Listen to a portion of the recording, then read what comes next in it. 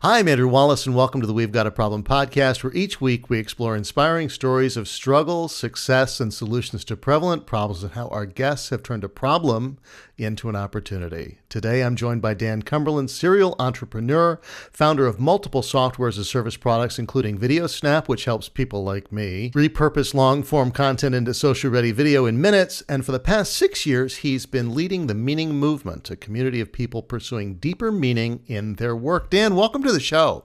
Thank you so much for having me. I'm just really excited to connect with you and just hang out for a bit. Yeah, this should be awesome. So, I mean, I always... We talked a little bit before we got started recording here, but I'm always fascinated by figuring out how people did what they're doing, how they've gotten where they are, how they've made something into a career, how they've how they've done it, and as I said earlier, why I'm not doing it, and how we can be better at it and have some more fun. So give us a little bit of background. How did you get your start? What brought you to this lowly stage? All these things. Tell me more. Well, first, I mean, you are doing it in my opinion, we make it up as we go, and that's the real secret sauce. But for me, how far back do I go? I started the Meaning Movement after grad school. Went to grad school with this question of, well, really, I had no idea what I wanted to do with my life. Was in a bit of an existential dilemma of sorts, and didn't know where to go. I was like, well, I'll just follow that question and see where it takes me. So I studied theology, psychology, and culture, kind of a Venn diagram of a multidisciplinary degree, and came out of that, like, in that program, really felt discovered that I'm just at my best, or maybe feel most in my skin when I have lots of projects going on, when I'm starting things. And so what if I just lean into that and see where that takes me? Took what I'd been learning in school and built a process around that, started seeing clients around, it's kind of like career counseling. Sure. And that was kind of the start, but I then quickly realized, like, I want to scale faster and wider than just working one-on-one with people. So I wanted to create resources and courses and content. So needed to be a website, needed to have a blog, eventually a podcast. But then secondly, I have no idea how to grow something like that. So started educating myself and looking for learning how to run a business, which put me in contact with some folks who were doing SEO at the time. They pivoted into a private equity firm. They brought me on to run one of their assets. They'd bought a video platform and asked me to run it for a few years. So I jumped into the deep end of software, and was kind of doing that in parallel with the Meaning Movement. That spun off into some other opportunities, which eventually got me launching some software at the same time as building the Meaning Movement on the side. And that's kind of these two parallel, I guess, streams in my life, of the software world, and then I have the meaning and purpose fulfillment world. Really, just to fast forward, I guess, a little bit, eventually got to the point where I kind of want to bring these worlds together, and saw a big opportunity around where the internet is going around short form video, and a problem that I have, which is to get my long form content into a package that people would consume more readily, which is short form video. So started the VideoSnap, this tool to repurpose long form speech based content into, I like to say, viral ready videos. So now doing that through that, again, like, you take the step, and then the opportunity, you don't know what's on the other side of the door. You open that door and there's all kinds of other doors that you never could have imagined. Building that in partnership with a team at 923.co. They're a venture studio, meaning they launch web and mobile apps, or they build web and mobile apps and help founders launch them, like, in partnership. So partnered with them on this product, and that just led to a great relationship. And recently, just about a couple months ago now, joined their team as a product strategist. So I get to do what I'm doing with VideoSnap, but with other people now. So I'm helping people think through business plans, business models, product, and look for opportunity and make sure they're building the right thing. So that's kind of the again, I guess, going back to the Venn diagram. I've got VideoSnap, I've got the Meaning Movement, and I've got building product with amazing creative founders with 923. And that's what I do. That's awesome, right? I mean, you've been able to create something that's not a job description, that doesn't fit cleanly into one box. And everybody gets into this idea that I'm just going to go on Indeed.com, and I'm talking outside of entrepreneurship here, right? Obviously. Yes. But I'm going to go on Indeed.com or one of those websites and find a job that fits me and that fits my skill set. And it doesn't exist. Does not exist when you're when you're in this. And you've created something that's purpose built for you that wouldn't be right for anybody else, but certainly works for you. Yes. And that's exciting and fulfilling and fun. And that's now part of the question is, how can the rest of us? How can we do it? How can we do it? Yes. How do we do it? First, I just have to say it's not as clean and tidy as it sounds. Like my world is I mean, some days it feels like it feels like my world is a mess. I wouldn't put it that way. But I do sometimes ask the question of like, what am I trading to be doing multiple things, right? Sure. Like, if I was just doing one thing and that was the one thing that I was doing and that was it, my life would be simpler, right? And so I have some added stress, added complexity, but also I think added joy and fulfillment. And I think, as these things I feel like they're moving together more and more, this momentum that's building kind of across these different endeavors. And so, but I think one of the important questions I want to kind of circle back to is that idea of like, can you fit inside a job description, right? Like, and that's with my work at the Meaning Movement, a lot of people come to me with these questions of like, what is my capital C calling? Why was I created? And then thinking like, okay, and then tell me what job I need to get to do that. And one of my premises is that like meaning, fulfillment, doing something with your time, with your life that somehow mystically, magically also feeds your soul in some way. Like that's too big to fit inside of a job or a job description or any one, even endeavor. But one endeavor, one job description, one role can be an access point to doing that work. Yes. It can be a channel through which you get to do some of that work at its best, but it can't contain all of it. And I think that that's a really important distinction for us to make. I think that's also an aspect of getting through perfectionism, right? Nothing's going to be perfect here. No. Nothing's going to be exactly right.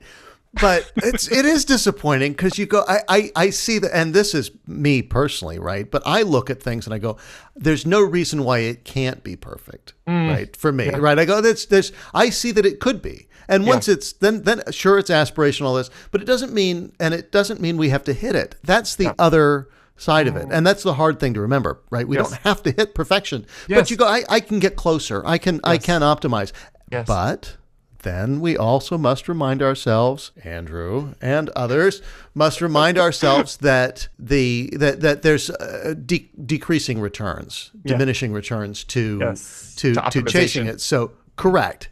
And there's so often, again, I work in the film business. People have heard me say this before.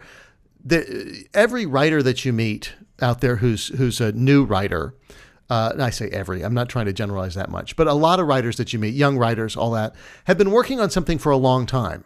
Yes. They've been writing their screenplay, they've been putting together their TV pilot, and at some point you got to ship it. You got to put it together, you got a deadline, you got to go. And that's one of the benefits for television, in that you can keep working on that script, but at some point they've got to be shooting that script that you're writing today, and you got to turn your attention to the next one, and it's got to go out the door. And you can get better with practice, sure, but that one's got to go out and start to live with the world, and got to ship it. Got to ship it. And man, that's hard to do. I mean, this is all easier said than done, and like you said, it's a lot tidier as it sounds than it probably is in person, but still really cool and something to push forward with. So let's talk a little bit about the problem that I think stares us all in the face all the time. And that's burnout.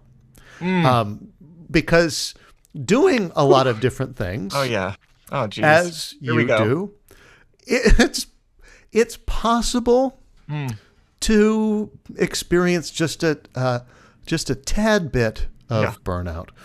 I mean, you've worked with a lot of people. What seems to be driving it? How do we deal with it? What are some strategies for getting past it? So good. So good and so relevant. And I know this is something that I talk about often, but also you sometimes just have to take a dose of your own medicine. And I've been back there like this literally this past week. So it's like some building in public here. Dan's confessional hour. Burnout is real. So let's first talk about what I want to talk about how we talk about burnout, or what we're talking about when we're talking about burnout.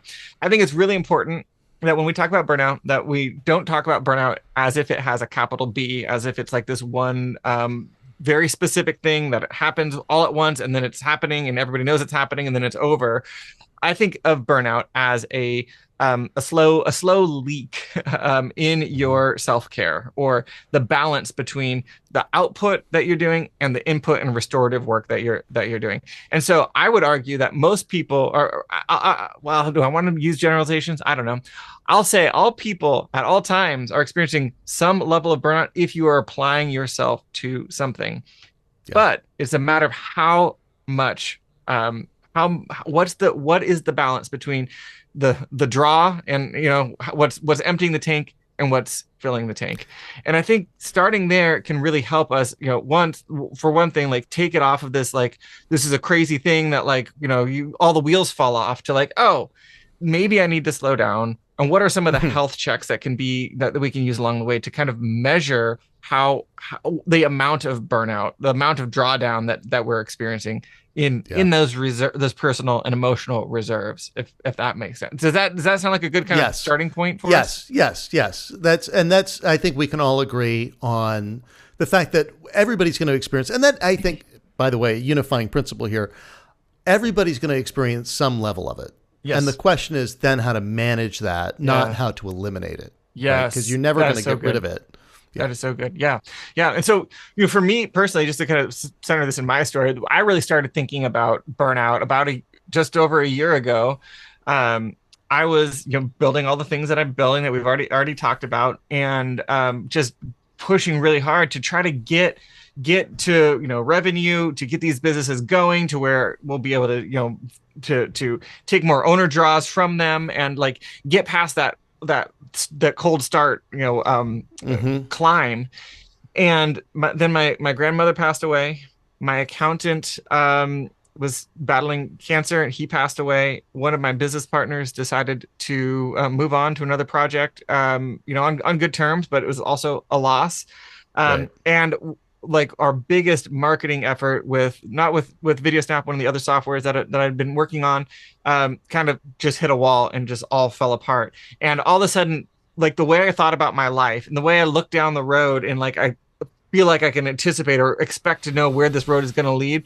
All of a sudden I look down the road and it looks like the future looks nothing like I thought it would look at this moment in my life. And so then I realized I've been like churning so hard, pushing so hard, like sacrificing my everyday life to a life that's, you know, I didn't love 100% in order to gain a future that now is not necessarily even going to be realized. And this kind of wake up call of like, okay, what am I doing with my life? And is this the right way to go about this? And that's something I'm very passionate about, because I don't want to be in that spot again. And I want to help other people like you, like everyone listening, like course correct early and often, so that we don't end up sacrificing our lives to a future, you know, future that we may never get to. So I think, and burnout is such an amorphous concept, right? So when we have to be, it's hard to kind of know exactly when it's happening or exactly what's driving it. Yes. But it sure seems like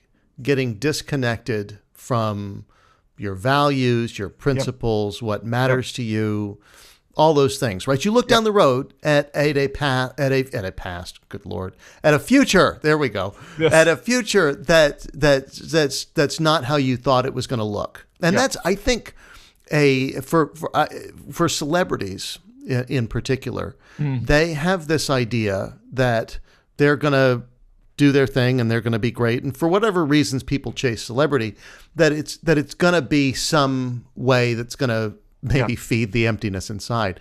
But and I'm not trying to cast aspersions at celebrities here, but perhaps. Yes. So, and then you realize, no, that's still there. I just have more money or more fame or notoriety 100%. or whatever. And that thing that we're chasing, that money, that whatever, that's not really gonna do it. Yes. And so focusing on the things that that do matter to you will kind of help provide that little dose of energy. Absolutely.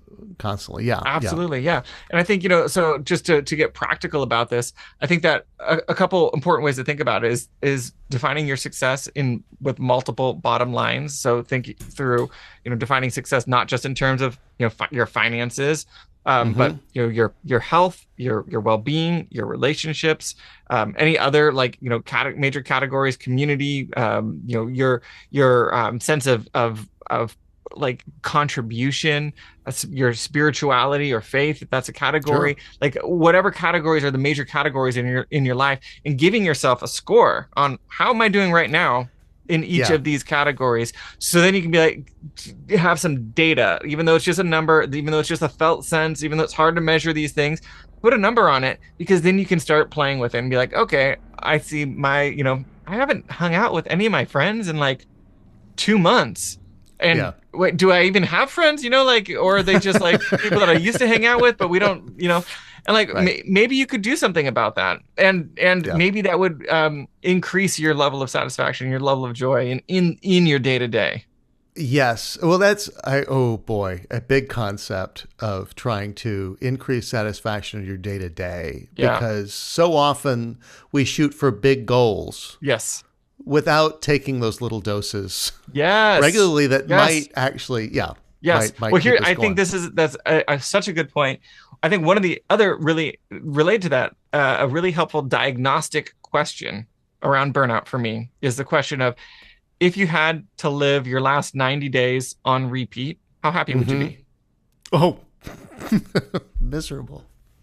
So like that tells me something, right? That tells me like, okay, and yes, things happen in life, things happen that are outside of your control. It's not like you can perfectly architect your life, but like broadly speaking, like your response there tells me, okay, Andrew, you might want to think about this, buddy.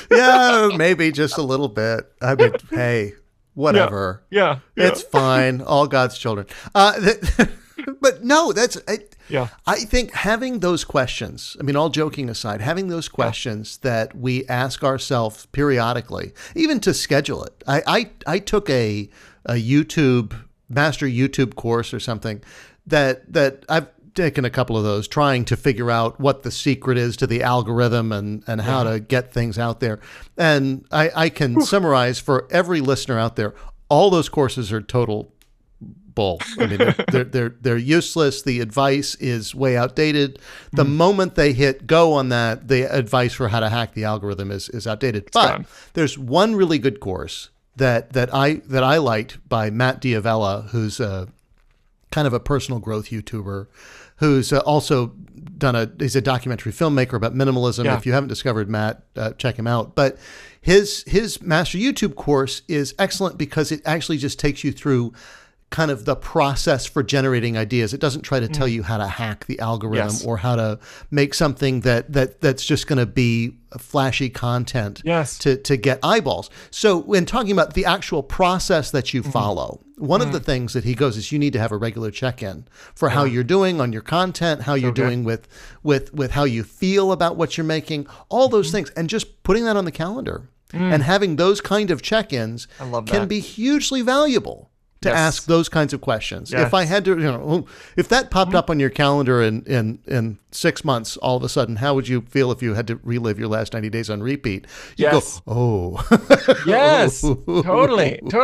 And then to just flip that around, like take the answer to your question and then think about, do your check-in, and then like look at your next 90 days, and what would at the end of those 90 days make you be like, heck yes, let's do it again. Yes.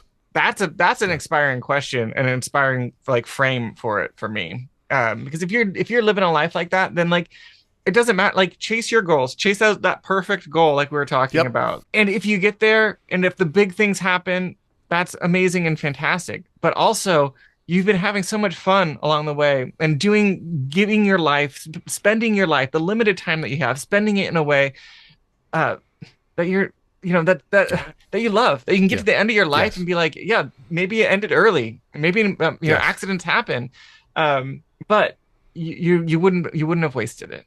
Yes, and there's a I have to say it because I've said it a lot, but I always have to say it. The fact is, at the end of their lives, people on their deathbed, whatever, almost never regret the things that they did. Yeah. They regret the things that they didn't do. Yes. And That's true. when you look at when you have a chance to do something, as long as it's not something crazy like drugs and all those kinds of things. Nothing destructive.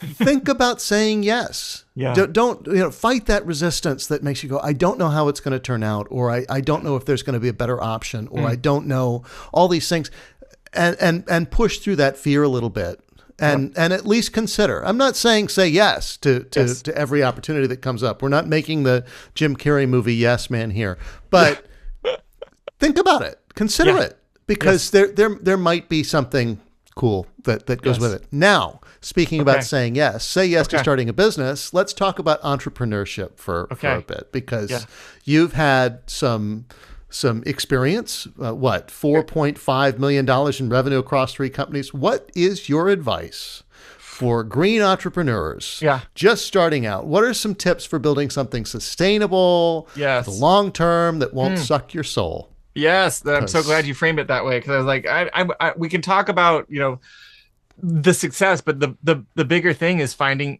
your pace to build in a way that makes sense for you, so that you can keep at it for the long haul. The biggest mistakes that I've seen entrepreneurs make are not the ones that get the media attention, that are like major shady deals, things blowing up or whatever. The ones that the most expensive mistakes that I see my friends and colleagues make are the pacing sustainable questions, where they quit too early. I think I call them $1 million mistakes. They quit too early, they lose their health, they lose their relationships, they burn out in some way, some major capital B burnout way. The wheels do fall off in those cases. And so my recommendation with people who are starting out is when you start, if this is the path for you, to start with a goal in mind that you want to chase, and a lot of attention to how you're going about chasing it, and attention to what it looks like to bring patience into the mix, knowing that it's going to be a marathon and not a sprint. And I think that's the most important thing you can do. The other piece of advice that we've already touched on is, like, you just don't know what lies on the other side of the next door, the next choice, the next opportunity that's ahead of you. And by saying yes to the things that you say yes to, your path splits, and there's new paths that you can't even imagine. And so we often get stuck trying to over-engineer success before we've even started, and then chase after, okay, we got this great plan of all this things we're going to do, and we try to do it all at once, without the patience, without the pacing, and then without the openness that we need to see, where is this path taking me? What are the new opportunities that are arising? And how should I course correct even the goal that I'm chasing based on the new data that has come up in the last, however long we've been pursuing this? Yeah. Well, and that course correcting and taking in new data is something I think that we, at least me, are not excellent at. Yes. At times, because it's very easy to commit to a path and go, that's the direction I'm going, right? Got to commit, got to go, got to head down the road. But you start to narrow the focus so much that you can have the perfect thing just floating out here and you won't see it. Yes. And regularly, again, we talked about regular check-ins with yourself, but regularly checking in to take one step back and look at it from a little bit of a higher level thing and see, am I continuing to take it, or am I just committed to this because that's what I said I was going to do? Yes. Oh man, you're speaking my language. I'm so guilty of that, because I'm determined, because I have a lot of grit, because I'm persistent. I'm really good at, like, saying I'm going to do this, and I'm just going to keep doing it until until it's like so like totally apparent that it's not working, right? Way too long. And we've been taught by them that we should that we shouldn't take no for an answer, that we should keep pushing, keep banging, knocking on doors, go down the road, just keep going. You're going to get it, take your 50 no's because the 51st is going to be a yes, and all that stuff. Oh, geez. And then we sometimes avoid the soul searching. And I don't mean think about this all the time, because that you won't get anywhere. But the soul searching to say, am I actually on the right path? Yes. Or do I need to angle myself just slightly over to the right or left and make a little bit of a change? Yes. All right. So can I just say one more thing about that? Please. So I just read Annie Duke's book, Quit, I think it's called. Annie Dukes is a former poker player turned business author. And it's all around this idea of, when do you say that enough is enough? Right. And she just talks about, like, example after example, and some of it is coming from her experience as a poker player. The best poker players know when not to play the hand, and they say no, right, rather than pushing further in. But because of sunk cost bias, and because of like the cultural narrative that, like, just by pushing through, just by staying the course, you're going to break through. I think Western culture in particular glamorizes the persistence, this idea that, like, you only find success by staying the course, when in reality you only find success by quitting all the other things that aren't working, and by knowing when you're going to quit one endeavor to find another endeavor that might actually be your real path towards success. And so she's a big fan of having quit metrics, kill switch.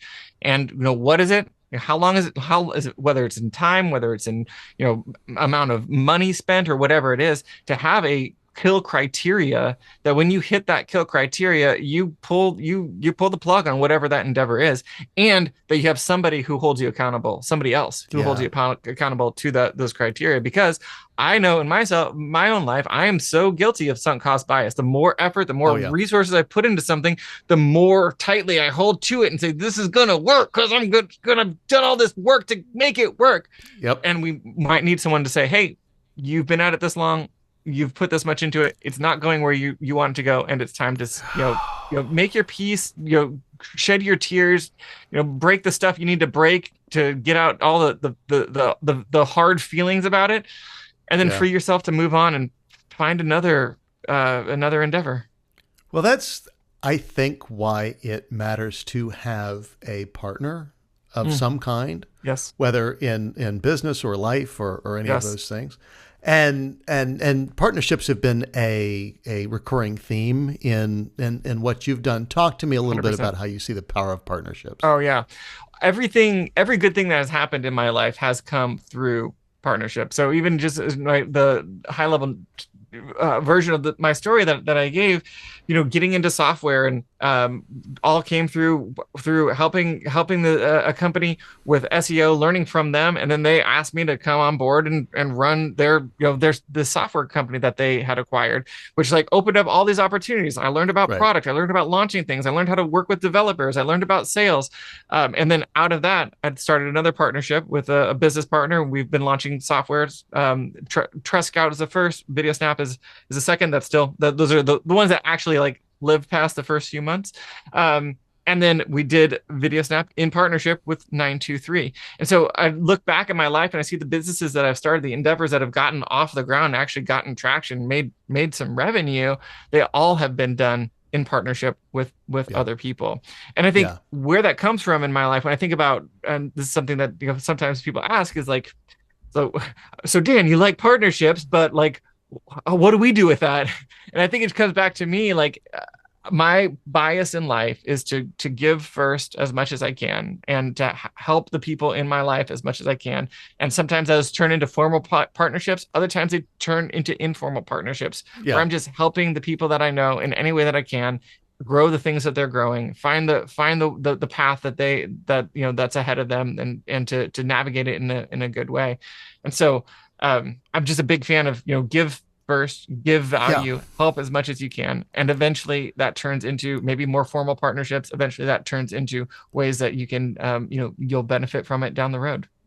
Yeah. I think the big thing, most of all, that a partner can provide of some kind, defining partnerships much more broadly, but the big thing they can provide is perspective. Yes. When we're down in the muck, playing around, like you said, having that person to say, are you getting where you want to go? Do you need to reevaluate here? Yep.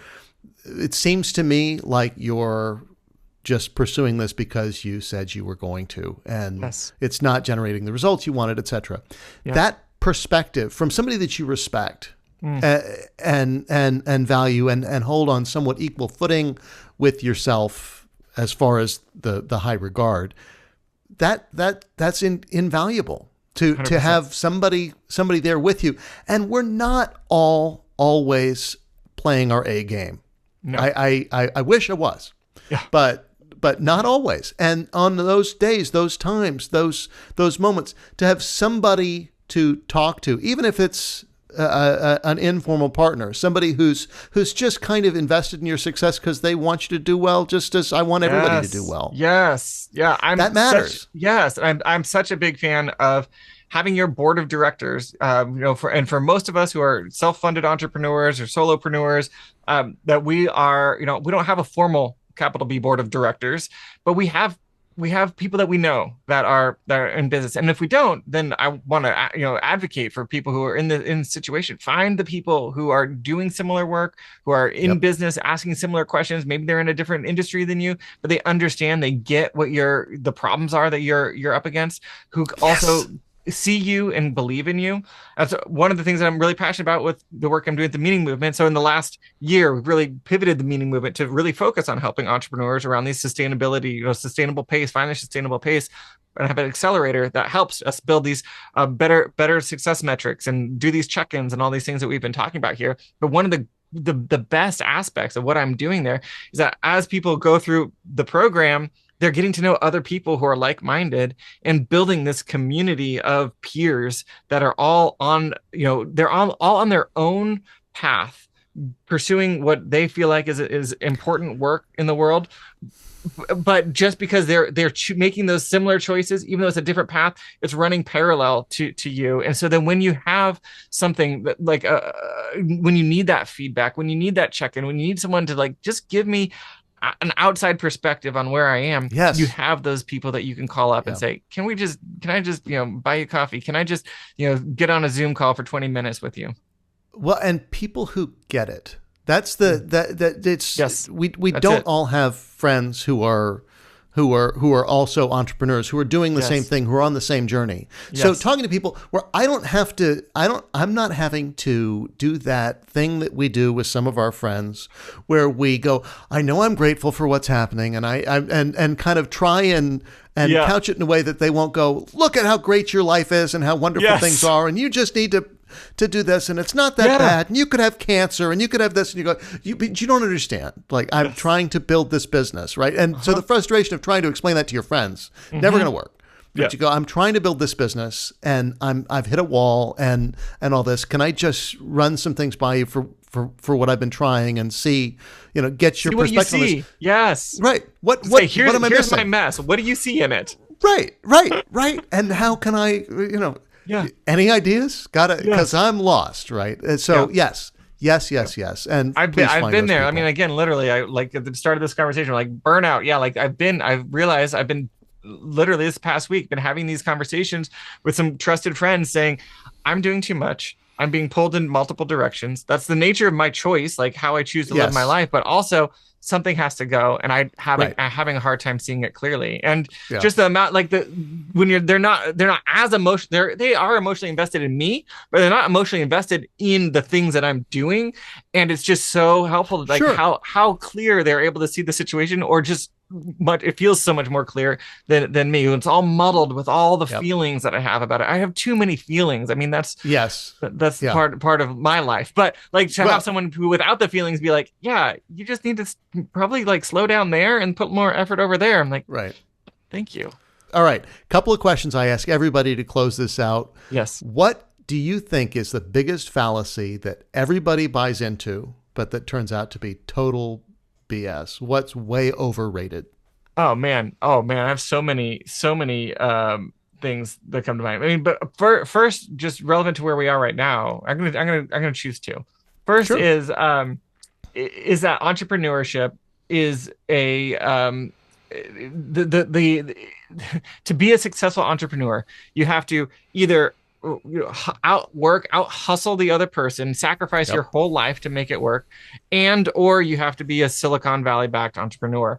And I think 99% of successful entrepreneurs exist outside of those two pathways, and that there's a lot more latitude to be a successful entrepreneur by charting your own course and finding your own pace. And then secondly is just the question of you don't have to know what you want to do with your life. I think that so often we get so caught up in the questions, and this is so funny coming from me with the meaning movement. Like this is the question that for many years people came to me about, Right. before I really started focusing on entrepreneurs. You don't have to have the perfect answer. You just need to have a good answer. And if you follow the good answer, then the path will reveal itself to you. But you have to take action and not just try to analyze yourself to death to figure it all out. And so those are the two answers. Yes. Yes. So the converse of that is, what do you think the most underrated concept is? What are people overlooking? What do we need way more of? I think people overlook the value of helping. And I think you just leave it. I could just leave it at that. But like just being a helpful, supportive, kind presence to the people in your life, to the colleagues that you have, the businesses that you do business with.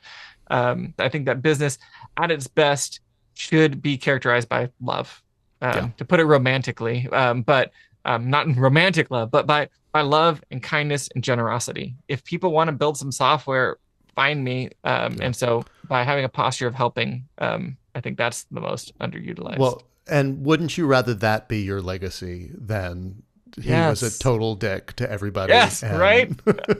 He got it done, but nobody liked him. I think it would be much better 100%. To come at it the opposite way. But again, to go back to the entrepreneur myth, right? Like the entrepreneurs that we elevate kind of often are those types of characters.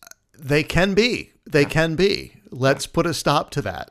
Yes, let's get, and maybe it's more people aren't telling their story, and the ones who get to be the most prominent people are the ones who are most screwed up and 100%. And miss the point. But we can change that narrative. We have the power to do it. And again, ask yourself what you value and what really is important to you, and how you want to do it, and whether you might even, talking about themes earlier, want to sacrifice a little bit of that amazing success to have it be better success of a higher quality for you, and more meaningful. Yes. All right. So folks, Dan, thank you so much for joining me. If you want to know more about Dan, you can follow him on LinkedIn, check out themeaningmovement.com, listen to the Meaning Movement podcast, wherever you get your podcasts, and visit videosnap.io if you're a creator interested in simplifying your social workflow. Dan, thanks again. And folks, I will see you next week. Until next time, we don't have a problem. We've got an opportunity.